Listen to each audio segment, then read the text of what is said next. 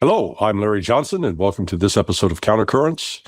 Recording this on a Tuesday. You may not see it until Wednesday or Thursday, but I'm pleased to have back my friend Alastair Crooke, one of the most astute observers and analysts and commentators on current events, particularly with respect to what's going on in West Asia, in Gaza, in Iran, and in Ukraine. Thanks for watching. Hit the like and subscribe button and enjoy. How many do you do a day now? 3. Say what? How many do you do a day? I'm up to like 2 or a minimum of 2 or 3. It depends. Sometimes it's crazy, but you know what it is. You're in high demand, so thanks. No, I try not to be. Well, but you've got an important voice. People like you break it down in a sensible way. I had an interview yesterday with Zariel, who's one of the moderators for the guys at the Duran. And it came up, the concept of trying to describe Trump's foreign policy outbursts, the latest one being that he's going to retake Bagram, I call it, Trump's got a case of foreign policy Tourette syndrome, So, because when you go back over his different outbursts, one morning is Panama Canal, we're taking back the Panama Canal. And then Greenland, we're going to conquer Greenland. now it's Bagram. By the way, the U.S. didn't build that place. Oh, of course not. But hey, facts, when Trump gets talking, boy, facts don't matter as his, with that war between Azerbaijan and Albania. It was like Azerbaijan maybe and Armenia, but okay. He figured, hey, they both ended in IA. Okay, so we go with that. If we use a metric of the kinds of themes that pop up on all these YouTube channels, I'm alarmed by the number of we're going to war. Are you seeing the same thing? Yeah. Particularly in Europe. In Europe, the leaders and the politicians have sort of transitioned from sort of being rather abstract to almost now sort of taking it for granted and to sort of, not something to argue, not something to opposition. They're just saying, we are going to war. And so that this is, the strong impulse where, the tail of the Baltic states wags the dog everywhere. But yes, what is so striking, what is so difficult to understand is that it's, such a fantasy. Mm-hmm. I think you said it enough times, but also Europe just doesn't have the troops. It doesn't have the weapons. The arsenals are empty. And the Americans are not even going to give them to us if they were bought from them, because they said it's too short. They're getting shorter for their own purposes. So there is this deep sort of psychological process going on. One may understand it or try to understand it in the case of Germany, some of the Baltic states, but they are just little shrews, yelling and complaining. And this was the worst thing that America ever gave to us, because you remember I was in the EU at that stage. And I remember talking to Solana about it when he was the High Representative. And I said, the worst thing has been the incorporation of bitter East European states into what was always a sort of West European project. And now they can't get rid of them. And it is the tail wagging the dog, I'm afraid. Well, yeah, last night it was drones in Denmark, drones in, Exactly. So, it's clearly somebody trying to create a false flag. They quite clearly that, and they patched together odd bits of Russian drones that have fallen in Ukraine, and sort of patched them into a single one and stuck it together and then flown it into Poland and other things. But all of this is to put pressure on Mr. Trump to give more support to Ukraine, and particularly to put pressure on Russia. And that's what it's all about, and all these fake things about the front. But it becomes quite dangerous because they're trying to say, well, we're going to block the Baltic Sea from Russia. Yeah. And saying things like that. That's where an incident can suddenly sort of happen. That a plane is shot down or comes too close to a naval vessel or something of Russia. And then it's going to be, then it'll take off. Things can get worse from this way. It's a very dangerous game the Europeans are playing, in my view, with this trying to sort of tease Trump into taking restarting support for Ukraine and bone crunching sanctions on Russia. And although the Russians are very cool about it, because they know that the Europeans are not capable. They understand that very clearly. I mean, they hold the European leadership in complete disdain. And regard them as, not just stupid, but incompetent and stupid, which is a dangerous combination. But even though they have that, they don't, things can easily sort of take off, and the big incidents all can happen from very small, beginnings. Well, I'm also struck. It's one thing to hear some of the buffoonery that comes out of Keith Kellogg's mouth, but it's echoed by former General David Petraeus as recently as day before yesterday, Jack Keane, Ben Hodges. You've got this long list. I guess Kemmick, another general. I can't account from the British. And from the British generals, too. They are saying the same thing. How do we account for such delusional behavior? I mean, because really, I have a tough time wrapping my mind around it, that they can really be that. These are not uneducated men. These are not men with, no experience in the wider world. But it's such a disconnect from reality. I have a tough time trying to reconcile that. I think that this was the sort of end of Cold War syndrome. Mm-hmm. That the end of the Cold War, instead of being understood as the implosion of the Soviet Union, which had its own internal dynamics more than anything else, but was an internal implosion. It's been dressed up and it's been, turned into this extraordinary, exaggerated view that, we won economically, we won militarily, we won civilization. We proved, we are the only vision of the future. Yeah. And they imbibe that so much and so often, and I repeated it so often, that they just cannot move away from that. They can't move on or accept, that Russia isn't a gas station in the desert or anything like that. They just cannot do it. I think, and one of the problems is that, it seems an unlikely thing to say, as I sit here in Italy and we're swamped by American tourists, but I don't think Americans have traveled as much as they should have during the period. Yeah. And gone to see, because it's a shock to them. I think, they come, they arrive in, it's the same for many Europeans. I'm not singling out the United States particularly. They can't imagine. When I took our children to Moscow last, and they came back and their classmates and said, the bombs going off and the war and everything like this, wasn't it awful? And they think, actually, it was better than here. And it's such a shock.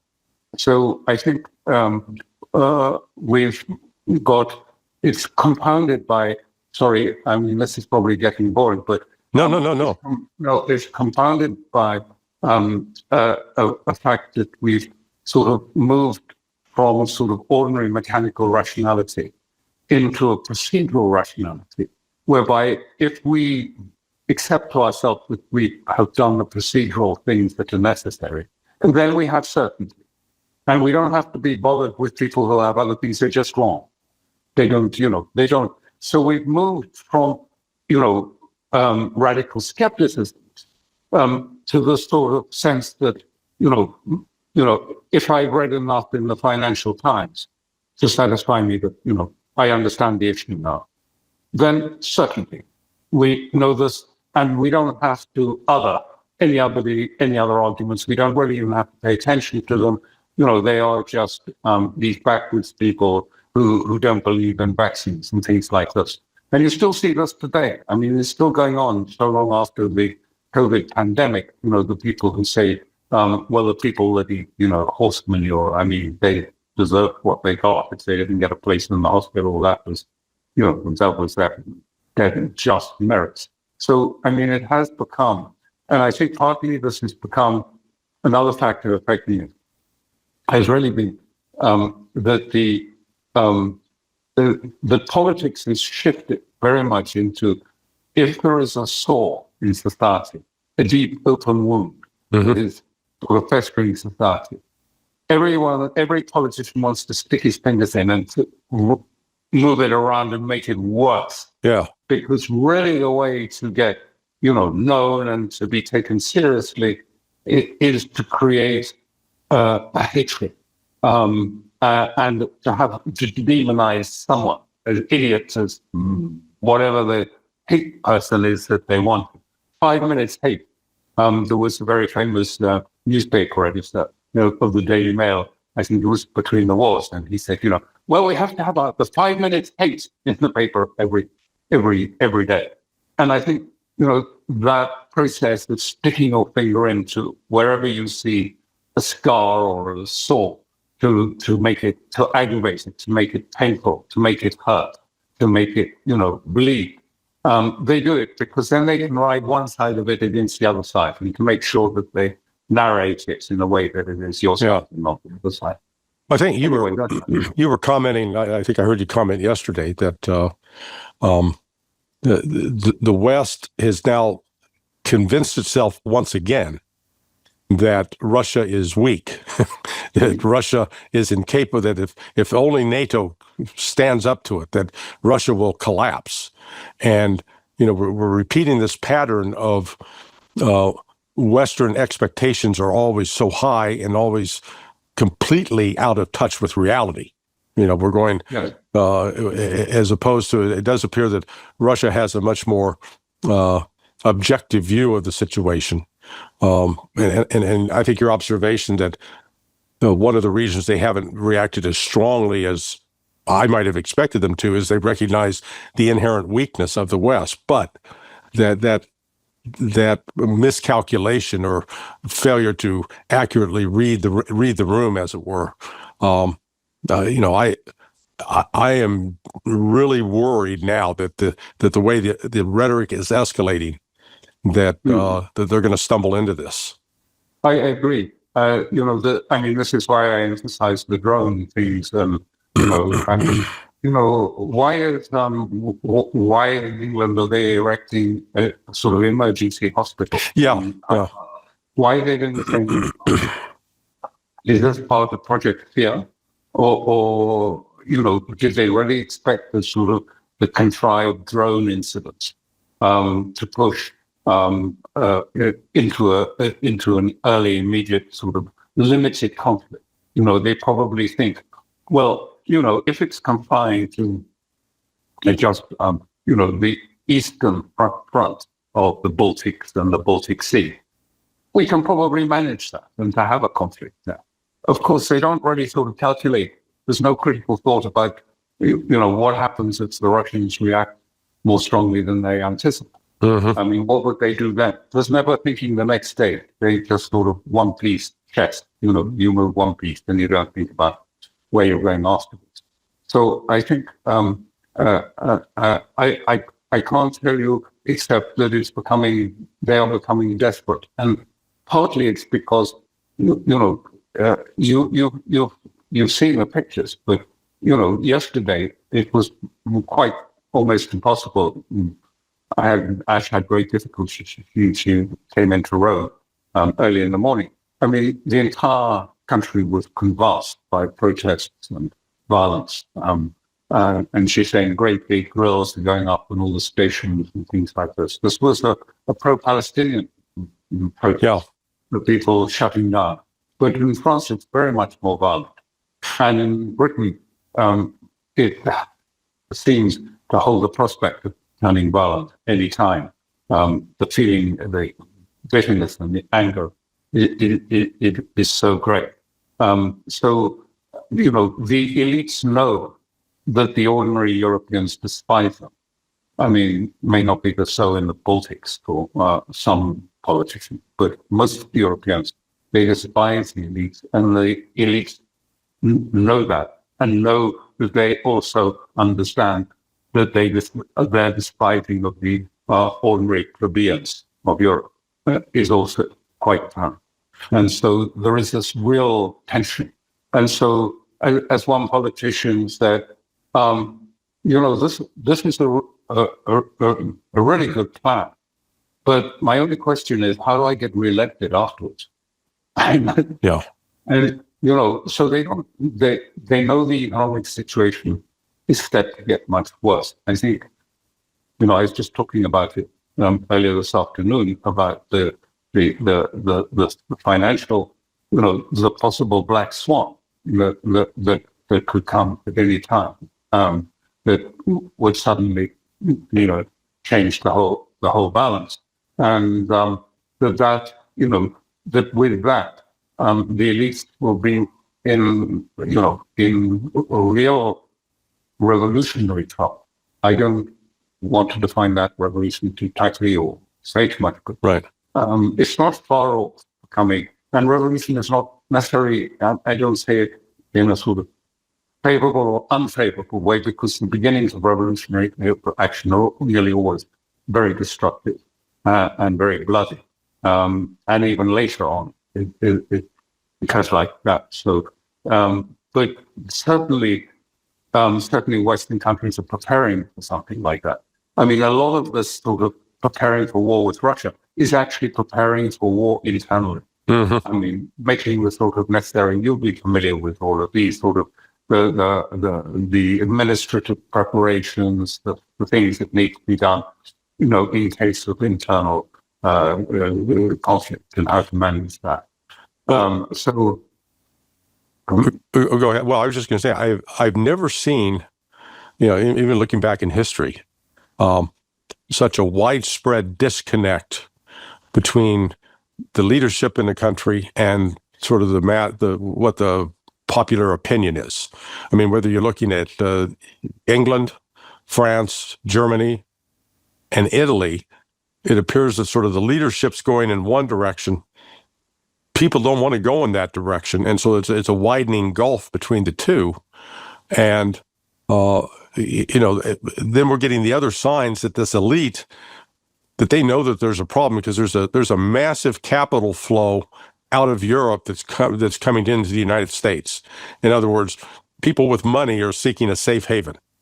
Well, and for the moment, it's to the US. But if the dollar starts accelerating in its devaluation, it may not. But that's beside the point. But what you say is true. But you have to look at the underlying cause of that. Mm-hmm. And the underlying cause is that very deliberately in this period, in the last, let's call it with Merkelism and everything else, has been the destruction of all the political bridges out of the present circumstances. They've been burnt down, they've been destroyed.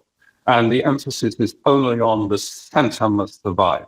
And so they have what is called the cordon sanitaire, the ring that protects the center from anyone, whether, they call them populist or rightist or whatever else. They are not allowed to stand for parliament. They are not allowed to gain in office. if they try to, then some phony charge will be put up against them, and they'll be put in jail and they, not permitted to fight in the next election. We've seen that so many times in Romania and France, in all the Brussels elections. They're doing that now in Hungary. So if you are a disgruntled European, let's take a hypothetical disgruntled European. What can you do? Well, protest doesn't work. Voting differently doesn't work. So what else is there to do? I mean, as you get to the end, if you get really to the precipice, and, we see, voting is, protesting. Look what happened in France when they unleashed 80,000 of the right police on the protest. 80,000, it's like a military engagement taking place in the middle of Paris. 80,000 of police at one time. It's a phalanx of right. So, this is the crux of the problem. It is that, there are no political bridges to an alternative, to a different solution. There's no way to get rid of, the elites from Brussels. They were never elected. They're just imposed and placed there, and you can't get rid of them. They don't stand for election. So, it is this is why it's becoming so incendiary, because the elites don't listen. They despise the lower levels of their society, regard them as stupid and not people, not lacking in their expertise, the technocrats' expertise. Protest will be. There's obviously a deliberate decision to double down against protest. They have new water cannon and they have new chemical things. In Siberia, in Serbia, now, the protests are violent and they're using new chemical weapons against protesters. I have friends there, and young people whom they say, they have noise machines, they have gas machines, they have all these things against it. And it's really, as I say, both in Paris and in Belgrade, it's war. It's not using live rounds, but everything short of live rounds is being used. Yeah, this whole less lethal, so-called less lethal technology. Like, heavens, 30 years ago, I was part of a commission evaluating, a variety of less lethal technologies that were to be employed with the police. Are we seeing, when I always try to explain this attitude, this anger, visceral anger, hatred of Europe towards Russia, this Russophobia, I guess is a good term, that at the root of it, is it a combination of the colonial West losing its economic power, or in fear of losing its economic power, and seeing in both Russia a threat as well as a place that if they could just get control of Russia's resources, they might save themselves, continue to be sitting on top of the heap? Is that too much of a simplistic explanation? Yes, I think it is. It's the one that's, speculated and very current. There's always a little modicum truth. But if you ask most, if you came around here where I am now, and if you ask most people, are they virulently anti-Russian? Of course not. Not at all. They've been trained to say, oh, well, Putin, is probably causing trouble. But there's no Russophobia. There's no hatred of Russia at all in that way. But there is still, I don't know quite how to describe it, but there is still a certain level, particularly in the leadership of Brussels, that has connections with the Second World War and certain parties in the Second World War. Whether it's grandparents or whatever, but deep resentments, often personal resentments, as in the case of the leader in Germany, present chancellor, that feel their family were mistreated during this war, the last war. But then it goes, further back than that. In really to the 19th century, and the Pale and the sense of the failure of the Bolshevik Revolution, which was supported by Europe and by Britain. The Bolsheviks were. There was one particular man who worked, a British academic who worked very closely with Trotsky, and believed that was a current that stayed in Britain, this current of the idea of permanent revolution in the Trotsky's way, universalism that was going to come. And he was the one who wrote the first book, this was in about the 40s, about how we were going to move towards a technocratic world, technocratic one government world. And then Stalin suppressed them. And they were never forgiven. Suppression. And then there was also the sort of infighting between the British royals and the Tsar. Somehow but they were related, right? Very closely related. But families. Yeah. Okay. Yeah. Family feud. I mean, and I think the British resented these, because Catherine and so on was such a powerful empress and buying up, art and furniture and the best of everything. And there's, I think, jealousies and petty jealousies. But it's been sort of deepened, but particularly by that, if you like, that effect. And also it was affected by the war, how after the war, and the whole Galen organization, this. Yeah. Was absorbed into the agency. Well, Britain helped it to do that. I mean, and then they established it in Germany. But of course, that continued to project anti-Russian sentiments, and had a huge, if you like, element of West Ukrainians who were part of that, who'd been part of that structure and stay behind, who were supposed to be then being trained and groomed for stay-behind operations against then the Soviet Union later on.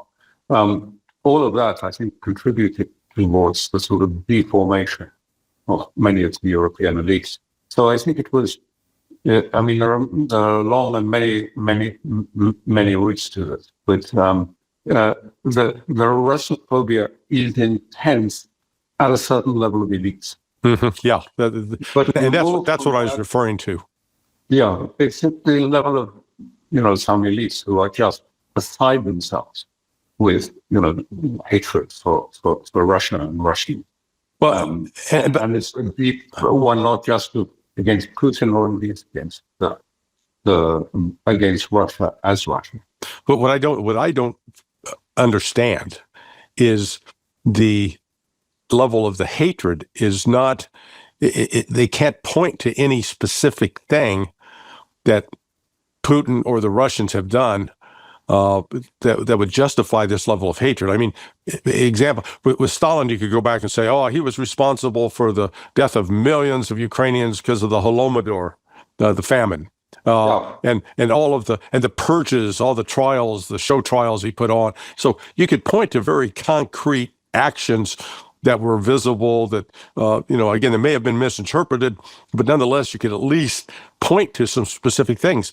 But with Putin, the best they can come up with, and looking back at this, 2003, when he opposed the U.S. invasion of Iraq, and then it was in 2006 when you get the Litvinenko case of the polonium poisoning, which, I don't know if you're familiar with David Habakkuk, but David has written extensively on it.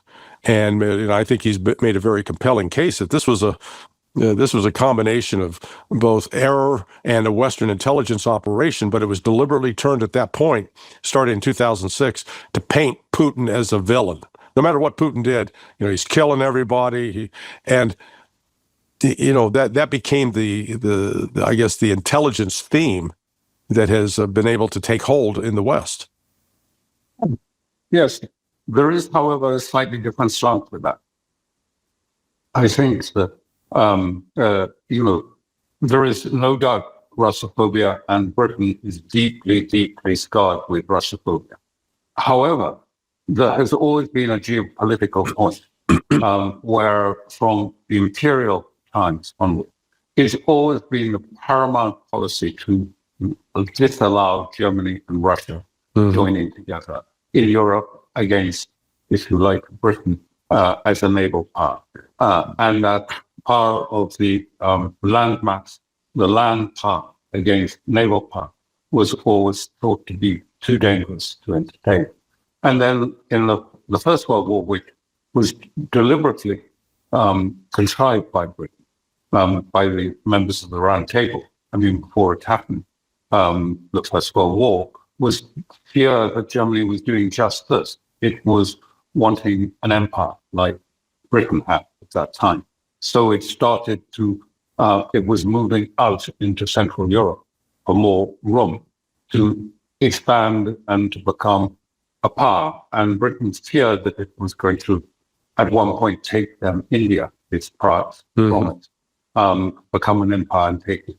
So in that respect, apart from the themes of Russophobia that I suggested, there were also these geopolitical, these deep architecture in British thinking going back to Mackinder and before that, about, that you can't, he who dominates the heartland can dominate the world. If Russia became, if Russia became controlled the heartland of the landmass, that would ultimately be more powerful than naval power, and that the rimland of Europe would be displaced and be weakened as a consequence. Yeah. So there was a certain amount of geopolitics going back to Mackinder and his part that couldn't let the heartland become consolidated and a single entity, because then it would control the world, and the rimland would be subordinated. Well, when we've got the advantage today that with satellites, airplanes, we can look at at the globe. We can see this massive expanse of land that is Russia, that covers 11 time zones, which I think a lot of people don't appreciate. That's almost halfway around the world. But there was when did people, or let's say leaders, finally begin to grasp that? Because there was a point in history, and 200 years ago, 300 years ago, where they had no concept, they hadn't seen it from above, and only what you could perceive from your perspective on land. That when did they finally begin to grasp how big Russia was physically, and how that it encompassed even the concept of time zones? I'm not sure when that became widely something that people just naturally recognized. Early on, because Britain was very busy in exploration and the great geographical expeditions, and they had atlases and maps. If you go to the Royal Geographical Society in London, you'll see all the exercises and Mackinder's, and all these people were crossing and learning about other societies, and doing it in completely different ways from today. When I was dealing with Afghanistan years ago, and I first went up to Peshawar, and I went to the old district office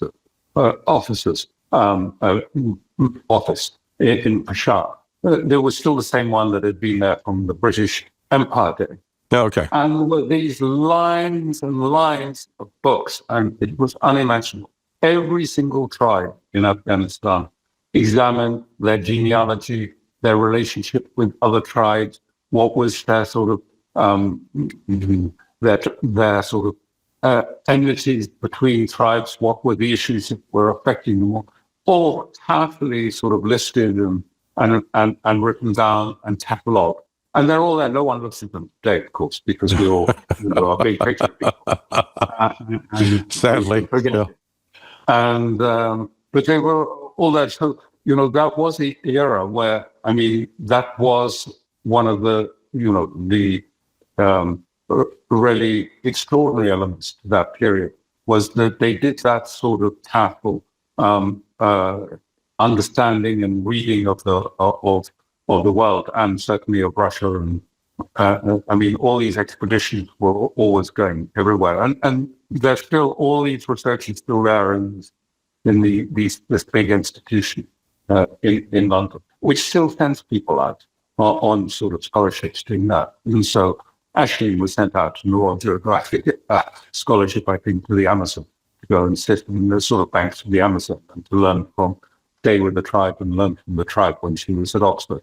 So, it's a tradition that's still just about by fingernails still exists. Well, let me get your reaction to, I'll call it the unified oil theory. So the components of it consist of this. One, Trump wants China and Russia, or China and India, to stop buying Russian oil with the intent that that's going to help drive up the price of oil. At the same time, Trump is moving against Venezuela, his position military force, so that the U.S. will be in a position to seize Venezuelan oil fields.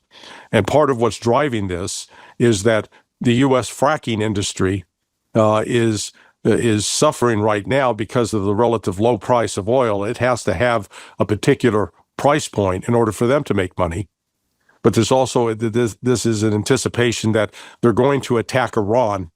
And in that attack, expect it's going to be a disruption in the global oil supply. So the United States is moving to position itself where it can have the Venezuelan oil as a backup.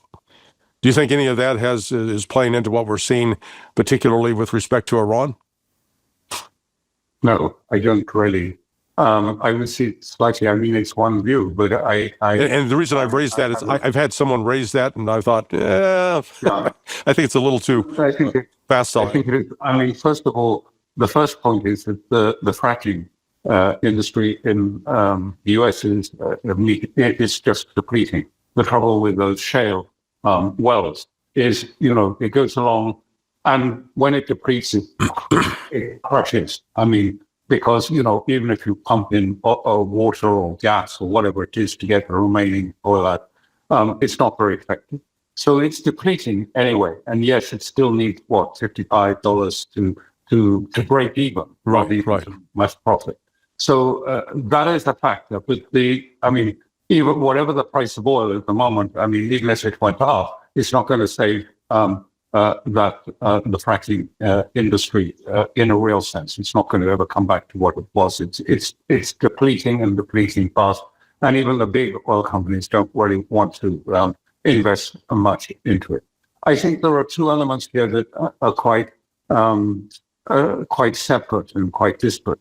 But one of them, I think, certainly the United States, and certainly Trump personally, wants American energy dominance. And I think that is related to his idea of what I also call escalatory dominance. Mm-hmm. It wants always to have states at least slightly dependent on the U.S., or the U.S. has a leverage over a state. And so even if things are being sorted with the state, he wants to keep the escalatory ladder sort of propped up alongside that state so that he can start climbing it up. Well, whenever he feels the need to put leverage because he wants to put pressure. All of this is connected much more, not with oil per se, I think, but with the desire to keep dollar hedging, the dollar system going. Paradoxically, they're sort of facing in two directions. They want to devalue the dollar. That's Besant or what's the other person's name who's very prominent? Anyway, he who made the Mar-a-Lago Accord ideas. So they want to devalue the dollar, but Trump doesn't want to give up dollar hedging because dollar hegemony is leverage. for the United States. Sanctions, tariffs, and all this thing, dollar hegemony is important. Then there is a completely different side, I think, to all of this energy aspect. And that side is the following. I mean, with the amount of debt that America has on books, which whether you were 47, 50 trillion, doesn't matter. It's unsustainable. How you manage that? One way is to devalue the dollar. And that means a revaluation of everyone, pari passu revaluation of everyone else's currency. And then you hope you get industry coming back, manufacturing, and then you can sort of grow your way out. Larry Fink said the other day that if America cannot grow at a real 3% per annum, which is really, really difficult to say, if it's really difficult, he said, we're just going to be swamped by our deficit. America will be swamped by deficits. And that, I think, is right. So there's this sort of strange thinking with, the sense and some of those economics people, speculation, is that, that they can take assets, real assets that have got inherent value, like Alaskan oil fields and gas fields. I mean, they belong to the US, not the Russian one. But, there's oil and gas in those gas fields. And they can put it on the balance sheet and that diminishes the debt level, the net debt, offsets the debt level. But I mean, you can't do that. I mean, at least you can do it, but it's not very credible because you can't say, look, now I control Venezuelan oil. And this is the biggest reserves and da-di-da-di-da.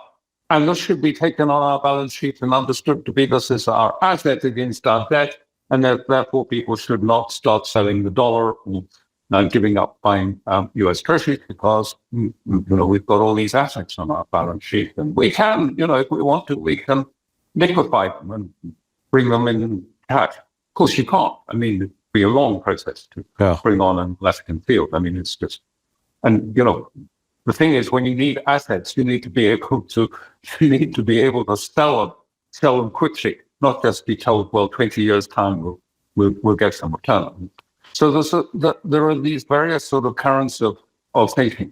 But certainly the other current of thinking, which is, again, much more closer to Trump, I believe, is the thinking that Middle East oil is still the paramount cheap oil. I mean, what does it cost to extract a barrel of oil in the Middle East?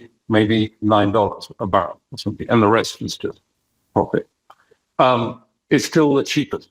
I mean, Alaskan is, way over these sort of levels. So that if you can control Middle East oil and cut off China from it, that is going to weaken China and weaken Russia indirectly. Mm-hmm. Russia has plenty of oil, of course, but China is now linked and dependent on Russia.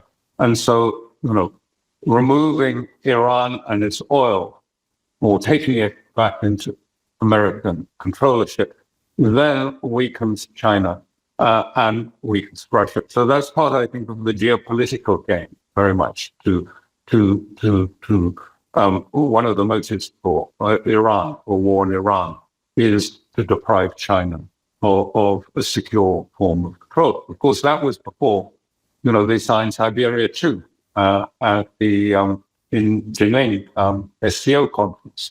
Although that will take some years to come to completion, 2030, I think. But I think so. Again, oil as a sort of form of leverage, oil as part of an escalatory process. I mean, you can cut off someone's, or you can allow. Look at the way they pay Iraq. Yeah. Iraq still has all its money frozen in New York, but they're only allowed to get oil if America says so. So now America's just suddenly said, well, you can't get Kurdish oil, I think it is at the moment. We won't permit it to come via Iran to you. So that's the sort of other part of the dominance. Well, let me ask you this. To what extent is the West reacting to the fact, with the realization that BRICS and this new economic order that is emerging with China and Russia in the lead? Or is the West still sort of oblivious to that and dismissing it as irrelevant? That's still the sort of public line, but no, they are.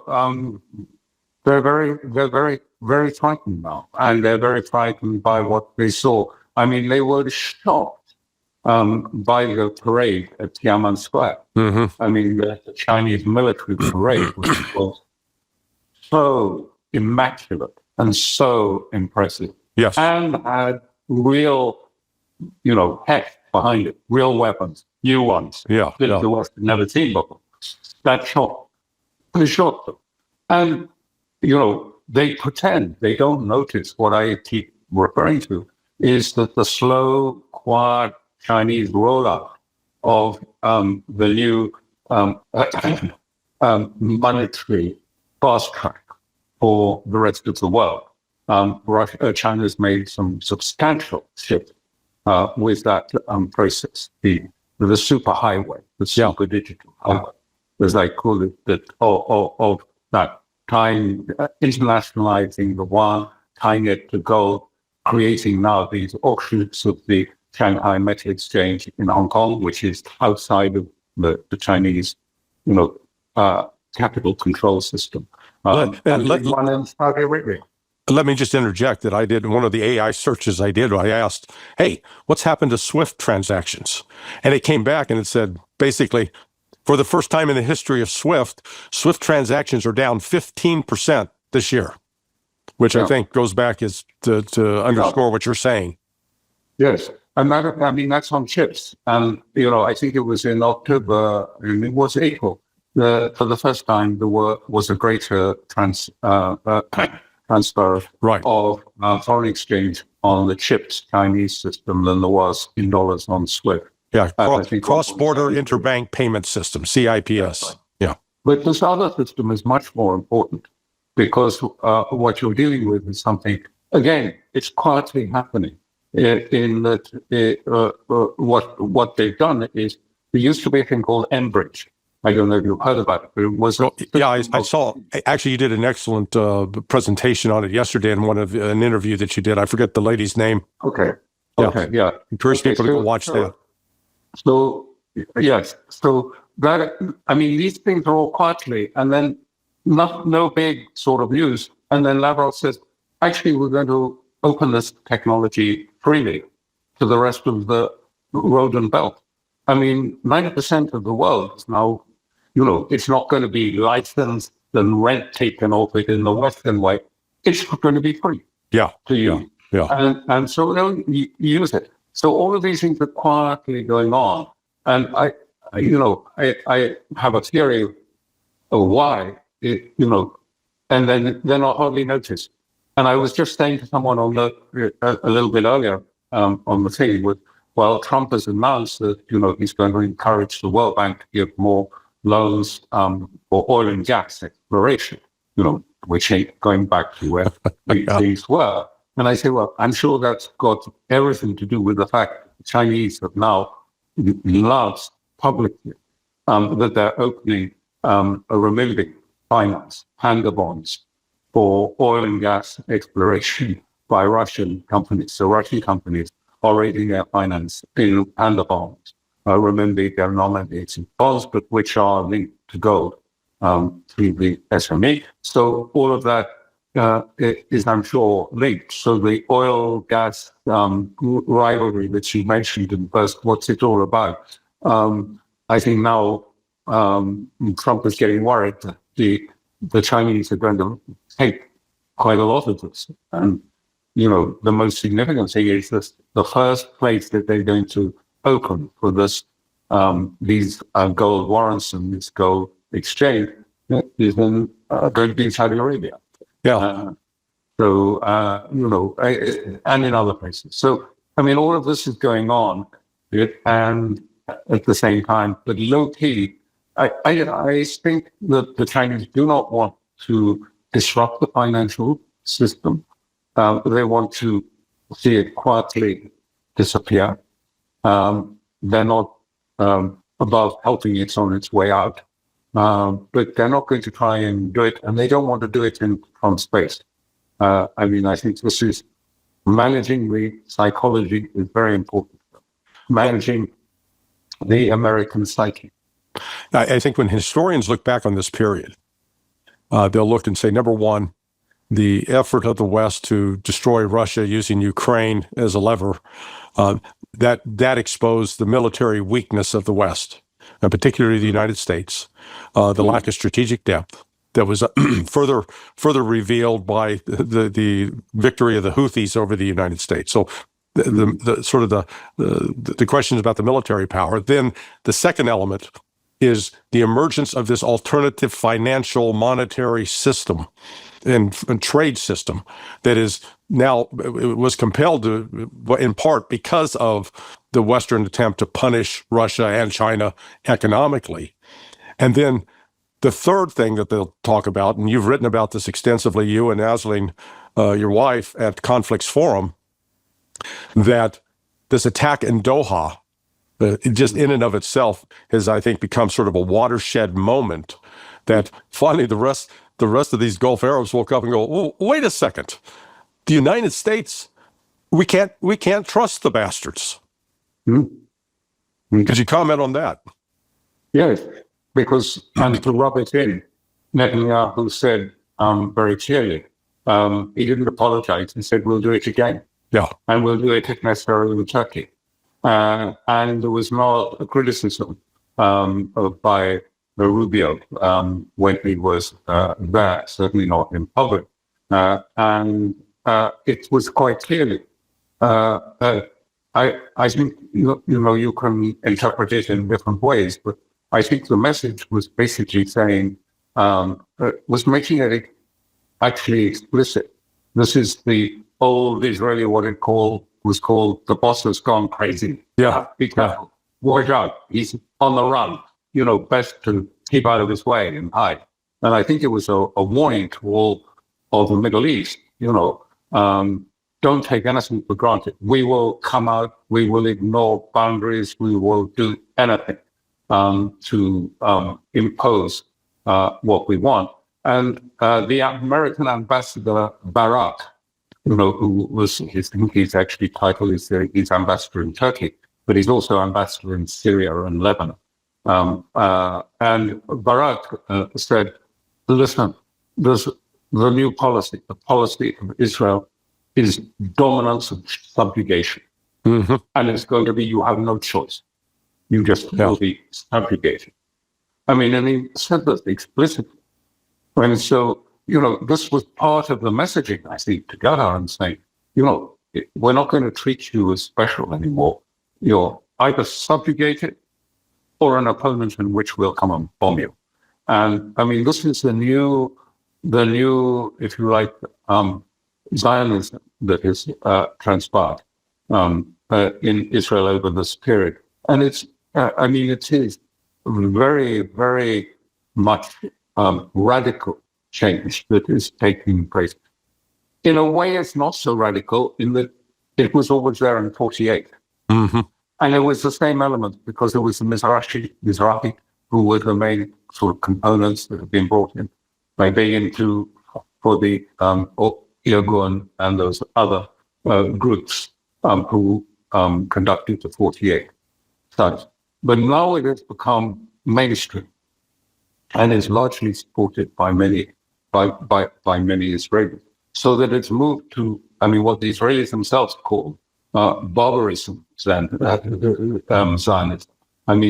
Extreme Zionism of Amalek and a different, and the point is it's a completely, that's underlining very clearly the difference. It's a different military approach, but it's also a different ethical approach. They openly taunt Christians as practicing moral relativism. Sort of saying the comment about Jesus and nonviolence is moral relativism. That is not justice. Real justice is absolute justice. You defeat and destroy your enemies. Mm-hmm. And this is want to make very clear, I'm not saying that Judaism was all that side of it, because of course that was an element at the time of Jesus, when he was there was this element of the sort of the tolerance of it.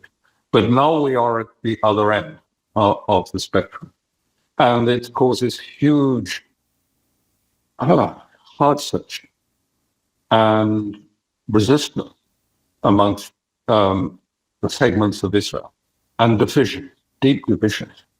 But it's more than that, because it's become so brutalizing.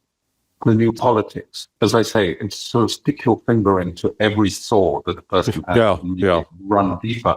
And so this brutalizing is, is practiced against now the families of those who have hostages taken and still are held in Gaza. So, before they were sort of special people and put on pedestals and much admired.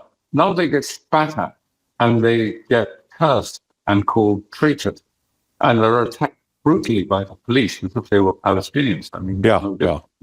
So the society, the glue that brought the society together is gone because of this sort of extreme polarizing politics of any sort of division.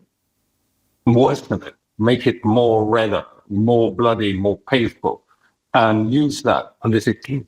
And then also the resort to, if you like, parts of the Old Testament, which were also very violent. Yeah.